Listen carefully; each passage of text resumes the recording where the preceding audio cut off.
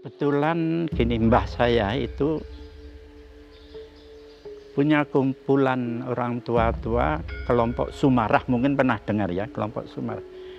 Itu spiritualitas Sumarah itu yang nyangoni saya ya. Sumarah itu pasrah, jangan ngarani, tapi latihan ini ya, artinya biar Tuhan yang menentukan. Nanti Tuhan menentukan melalui ya peristiwa keseharian sebenarnya. Kok kebetulan hiburannya begini, ya, itu tidak kita pilih dan tidak kita cari waktu kita bunek gini kok. Tapi suatu saat ada terang lalu way out-nya ini. Nah ini kan Tuhan yang memberi, bukan saya sendiri. Kita punya cita-cita yang tinggi besok, tapi justru ngeling-ngeling yang pernah saya alami. Dan saya ada di tengah-tengah ini. Dan nek saiki bisa, engko bisa, sesuk ya bisa, cuma gitu. Ndak engko ini ndak.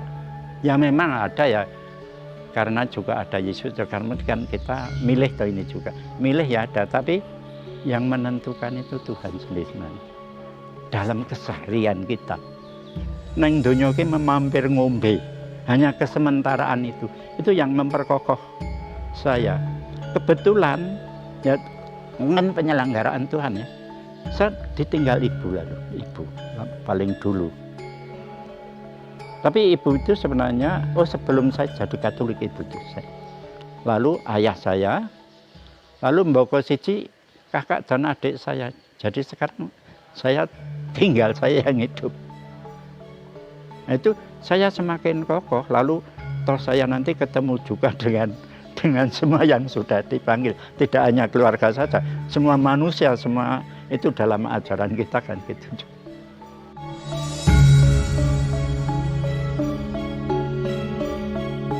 Yang nomor satu Romo Sudmeder itu tadi, dan dia itu juga dicintai oleh umat juga, itu bapak pengakuan saya juga dan juga bimbingan itu.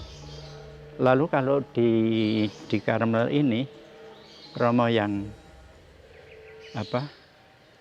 mengesankan itu tapi Romo itu sudah di Belanda mungkin sudah sedo ya, Romo Moling yang kebetulan jadi pemimpin novis saya itu. Dia itu sabar sekali ya, dia memarahi juga marahi, tapi lekas nganu. Saya cuma rahasianya apa, lalu mungkin ya kita harus mengatasi gingsirnya hidup ini, kita ikuti tadi ya juga. Kalau salah yang mohon ampun, tapi kalau kita sukses jangan sombong, mungkin itu punya saya sendiri toh, dan tidak selamanya kita kesenangan itu kan tidak selamanya, ini ada kangelan, ada kegagalan, ada kerusakan itu kan, reparasi itu terus menerus juga. Ya terus terang saja ya, sebenarnya ada kejelehan, kebosanan. Kok urip kok podo dan gini, tidak ada yang lebih baik nih. Tapi terhibur, ayo kabeh semua itu sudah itu yang memperkuat. Dan saya diberi kesehatan ini, ini terima kasih sekali saja. Jadi kesehatan itu juga mendukung juga. Kalau saya sakit mungkin saya tidak bisa menerima itu dan itu.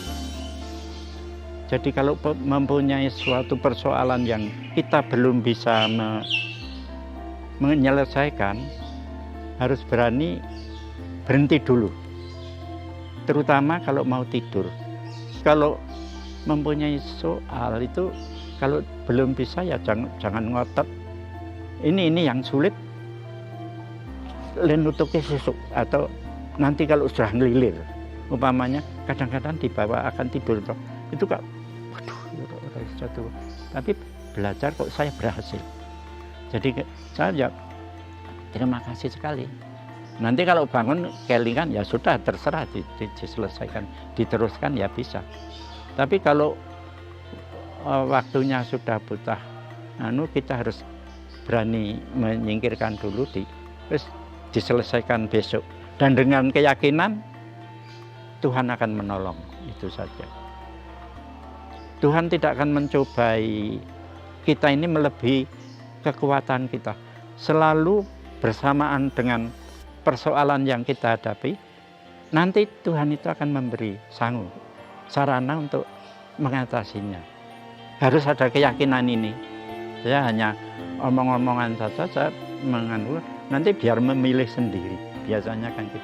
Tapi kalau kebetulan saya mengerti yang menjadi persoalannya, ya kita selesaikan secara wajar, secara hukum, secara apa, itu saja. Tapi itu juga tidak mudah. Mungkin tepat ajaran saya, tapi belum bisa. Mungkin dia juga menerima, tapi untuk menghayatinya itu belum tentu sudah bisa juga ya. Dan itu jangan memaksakan, loh kok Ustaz buru-buru bolak-balik aja. Dan ada yang kadang-kadang memboseni ya, karena cocok apa, ya kadang-kadang tak apa, saya agak keras sendiri, kok bisa datang saya, tapi ya itu Tuhan yang ngutus, mungkin itu saja.